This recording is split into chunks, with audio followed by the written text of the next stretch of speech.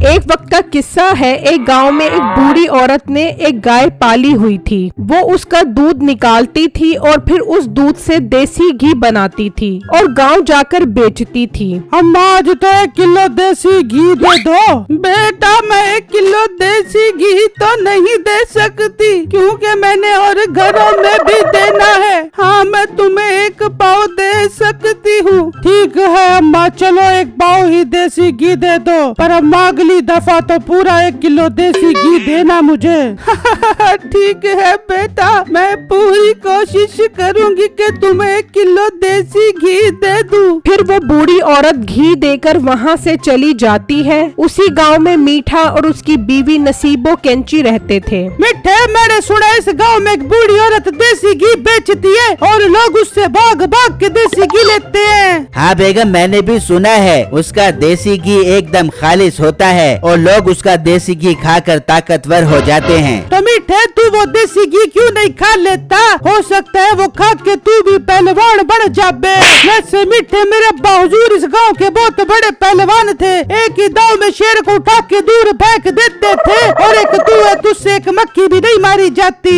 ओ मोटी नाक वाली औरत अपने अब्बू के झूठे किस्से सुनाकर मुझे पागल न बना। तेरा अब्बा तेरी अम्मा को देखकर ऐसे दौड़ता था जैसे बकरा कसाई को देखकर दौड़ता है। ओ मीठे बकरे से याद आया क्यों ना हम अपनी बकरियों के दूध से देसी घी बनाबे। बेगम तू कहती तो ठीक है लेकिन ये बकरियां तो मुश्किल से 1 किलो दूध देगी। तो मीठे फिर क्या हुआ? हम उस देसी घी में काफी सारा गंदा घी मिला देंगे और खुशबू के लिए देसी घी का पाउडर डाल देंगे। ये बात सुनकर मीठा खुश हो जाता है और फिर वो बकरी का दूध निकालते हैं और उस दूध से देसी घी बनाते हैं और फिर उस घी में गंदा घी और देसी घी वाला पाउडर डाल देते हैं और फिर नसीबो और मीठा गांव में घी बेचने आ जाते हैं। प्यारे बहनों भाइयों जिसने भी खालिश और सस्ता देसी घी लेना वो जापे। वो थोड़ा आगे आते हैं तो एक औरत खड़ी होती है। मेरी प्यारी अम्मा जी मेरे पास एकदम खालिश देसी घी है, आपको चाहिए तो बताएं। नहीं बेटा हम इस गांव की बूढ़ी अम्मा से घी लेते हैं, उसका घी बिल्कुल खालिश होता है। पर अम्मा आप एक दफा इसकी खुशबू तो सूंघो,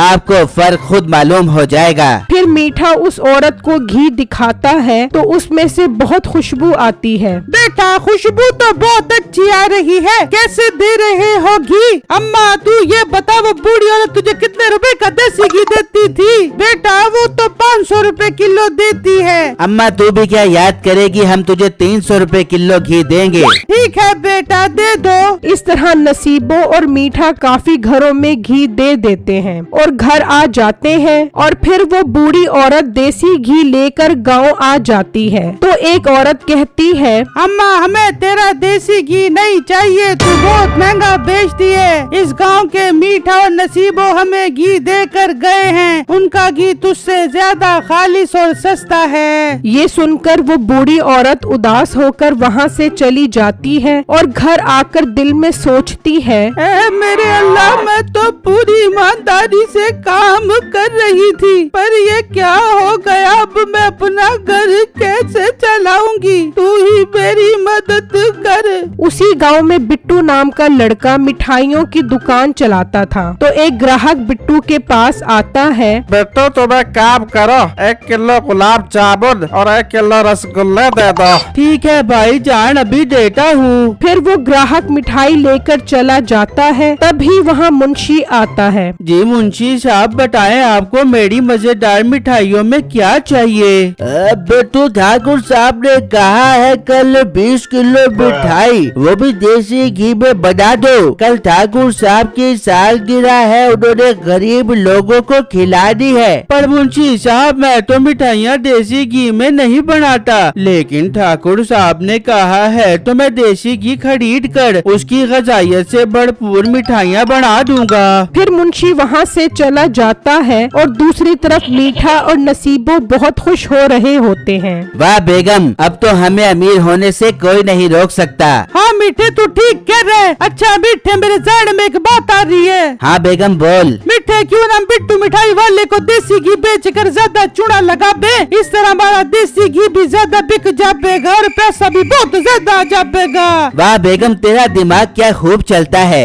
मीठे अब पाव भी चलाते हैं और जाकर उसे देसी घी बेच के आते हैं। फिर वो दोनों घी लेकर घर से निकलते हैं और बिट्टू के पास आ जाते हैं। बिट्टू भाई, हमने आपसे एक बात करनी है। जी भाई बोले, क्या कहना है? बिट्टू भाई, हमारे पास खालिश और सस्ता देसी घी है, क्या आप हमसे देसी घी खरीदोगे? वाह अल्लाह की कुदरत, मुझे देसी घी की जरूरत थी और आप लोग आ गए। वैसे आप क्या रुपए किलो दे रहे हो? भाई हम सिर्फ और सिर्फ 300 रुपए किलो दे रहे हैं। आपका रेट तो वाकई कम है, पर ये घी खालिश तो है ना?